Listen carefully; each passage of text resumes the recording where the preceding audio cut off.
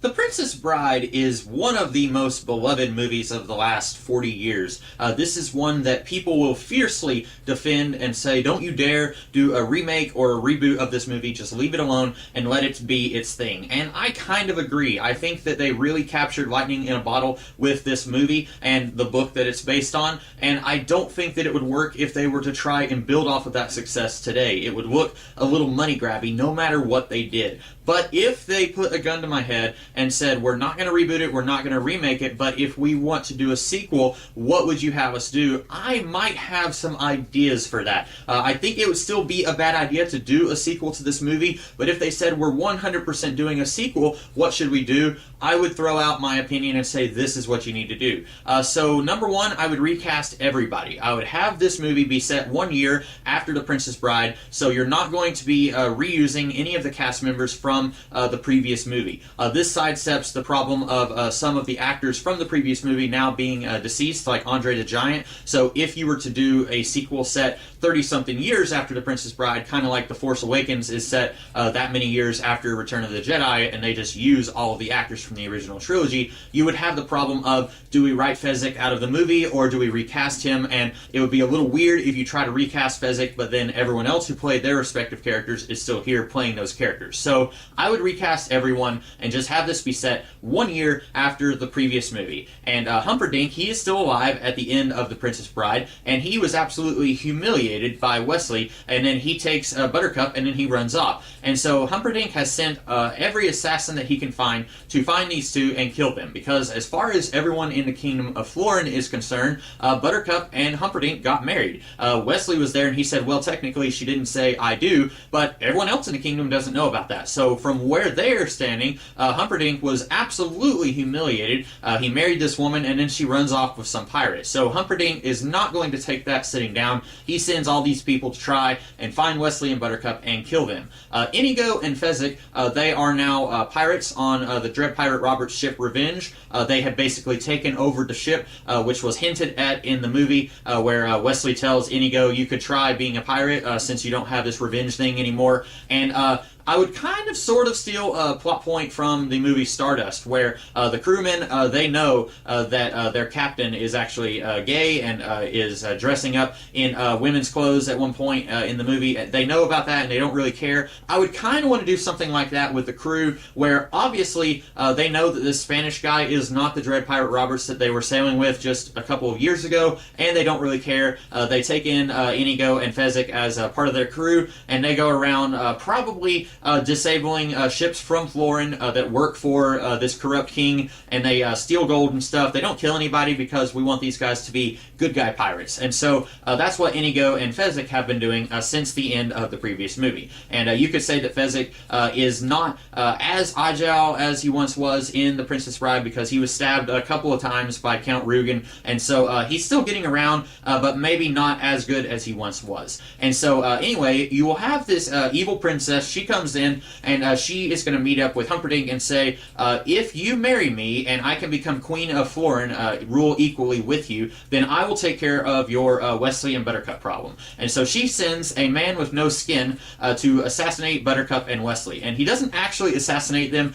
He does some magical thing with dark magic that puts them deep into a coma. And so Inigo and Fezzik find out about this, and they go to Miracle Max, who is still outlawed from Humperdinck's kingdom. And Max says, there is nothing I can do about this. This is beyond my abilities, because if you watch the movie The Princess Bride, Miracle Max is technically supposed to be a magic man, but he doesn't actually have magic powers. He's just using a lot of natural herbs and remedies to help people like Wesley in The Princess Bride. So he's not really a magician, and when he looks at this, he says, this is real magic, and there's nothing I can do about this. And then his wife might say, but there is this land on the other side of the planet with this special herb that's said to grow, and if you go and get some of that, you might be able to bring Wesley and Buttercup back to the land of the living. And so basically, while Wesley and Inigo are kind of your deuteragonists in the original movie, I would more heavily focus this movie on Inigo. Wesley's character arc is finished in the first movie, and arguably you could say that Inigo's is as well, but I think there's still room for his character to go in different directions here, whereas Wesley, he has his happy ending at the end of the first movie, and there's not really any room for him to go on adventures anymore. So I would kind of take the direction that the X-Men movies always did with Professor Xavier, where they would always take him off the board at some point so that the X-Men can handle this problem. I would take Wesley and Buttercup off the table for the rest of this movie, or most of it, and then let Inigo and Fezzik and the rest of this crew, they go on this adventure to go and get this herb. And then meanwhile, in Florin, while these guys are going on this adventure, the Queen, she will marry Humperdinck, and then we find out that she actually has no interest in ruling Florin with Humperdinck. The skinless man that she sent to take care of Wesley and Buttercup is actually her lover, and he is a shapeshifter, kind of sort of like Mystique. Will probably do something weird where he's skinless by default, but then he can look like other people, and they are going to rule Florin together. They are going to get rid of this idiot Humperdinck, who I have this idea that he wasn't really that good of a ruler, that he was mostly scheming behind the scenes, but as far as real politics is concerned, he wasn't very good at that, and he kind of has this face like, oh, I see, you guys have betrayed me and you're about to kill me. And then somehow Humperdinck escapes, and then this is where my skeleton of a plot becomes even more bare bones. Humperdinck somehow finds Buttercup and Wesley possibly at Miracle Max's house. Maybe he goes there thinking, well, you know, I outlawed this guy a long time ago, but maybe he'll help me now if I give him a royal pardon or something. And then he goes and finds Buttercup and Wesley are in a coma. Maybe this is right around the point where Inigo and Fezzik return, and he says, look, I know that there is no love lost between any of us here, but these people are even worse than I am. They're going to do some really evil dark magic stuff. She's going to take over the kingdom. He's going to pretend to be me. I need you guys' help. And then by the end of the movie, Wesley and Buttercup, they're taken out of the coma, but they're still very weak from being in a coma, kind of like how Wesley was in The Princess Bride. And so Inigo and the rest of the crew, who we have gotten to fall in love with over the course of the movie, they then go on an adventure to try and defeat the evil queen and her husband, the skinless man who tried to assassinate Wesley and Buttercup. And then that would basically be the movie for me. I don't know if I would do the framing device with the grandpa reading the story to the son. Maybe if you wanted to retain a little bit of a connection to the previous movie, you could have the son now be an adult and he's reading to his daughter or granddaughter. I don't know how old that guy is now. You could maybe say that he has a very young granddaughter who's like 2 or 3. Maybe he had a kid shortly out of high school, and then that kid had a kid. I think that could work. You could have him reading a story to his granddaughter, and then you could kind of play up on some stuff where he would say, oh, you don't want to hear about this kissing part, and she would say, yeah, dude, and he'd be thinking, oh, my baby, no, you don't want to hear about that stuff, you're too young. Something like that. I don't know. Maybe that wouldn't be funny. Maybe that's only funny to me. Or you could very easily get rid of the framing device and just have this be a fantasy story. I think I would be okay with that either way, but I think you could just as easily make people mad no matter what you do. If you choose not to do it, you'd have people angry. If you choose to do it, you would have people angry. So that would be what I would do. And I even have some pretty terrible fan casting ideas because I'm not good at casting things like this. Whenever I think about who would I cast for whatever character, usually I try to think of actors who have played a character similar to that instead of thinking about the capabilities of the actor who can stretch their acting muscles. So for Wesley, I would choose, I don't even know his name, but the guy who looks like Gendry from Game of Thrones. In real life, he looks a lot like Wesley did in The Princess Bride. He's got the trim beard and mustache combo facial hair. His hair is kind of a lighter color than what it was on Game of Thrones. So I think that he looks the part. And for the amount of screen time that he would have here, I think that he could pull that off. For Princess Buttercup, I would cast Melissa Benoist, who, again, looks a lot like Buttercup did, Robin Wright did in The Princess Bride. So I would cast her. I was also kind of dancing around the idea of casting the lady who played Felicity in Arrow. I think she looks a little bit more like Buttercup does in my mind, but I can see Melissa Benoist doing some of the stuff that Buttercup did in the movie, like farm work and riding horses and stuff. I can kind of see her doing that stuff more than Felicity from Arrow. So I went with Melissa Benoist. For Prince or King Humperdinck, rather, I went with the guy who played Crossbones in Captain America: The Winter Soldier. He looks a lot like Chris Sarandon.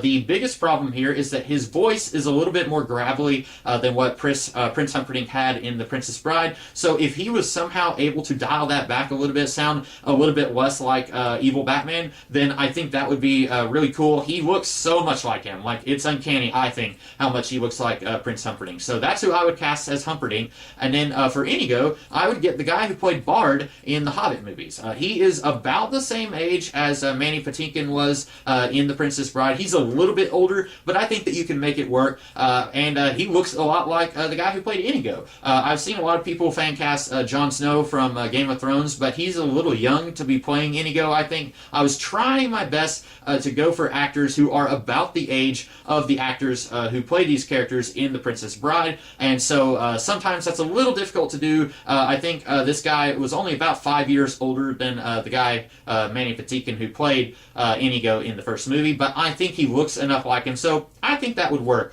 And then for Fezzik, going for another Game of Thrones alum, I went with the guy who played Hodor in Game of Thrones. Now, Andre the Giant was 7'4", and this guy is actually 6'10".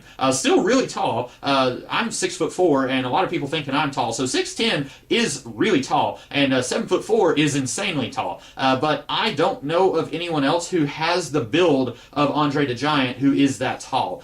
So I think going for someone who's a little shorter in 6'10", I think that would work, and then you could just do movie magic like what you did in the Hobbit movies or the Lord of the Rings movies, where John Rhys Davies looks considerably shorter than everyone else, even though in real life he's not that short. I think you could do that, and then you could kind of make it look like he's as tall as Andre the Giant was in the original movie. And then for the evil princess slash evil queen, I was undecided. At first I was thinking Nicole Kidman. I definitely think that she could pull off the evil here. And then at first I was thinking, well, what about Amy Adams? I think both of them could really pull this off. Amy Adams, it would be kind of funny because she played the exact opposite of this character in a movie called Enchanted, where she is a Disney princess brought to life. That's literally the premise of the movie.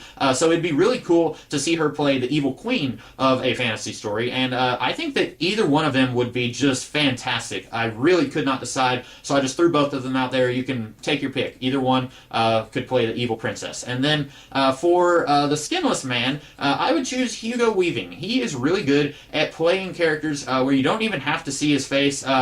These are not good movies by any stretch of the imagination, but in the Transformers movies, he played Megatron's voice.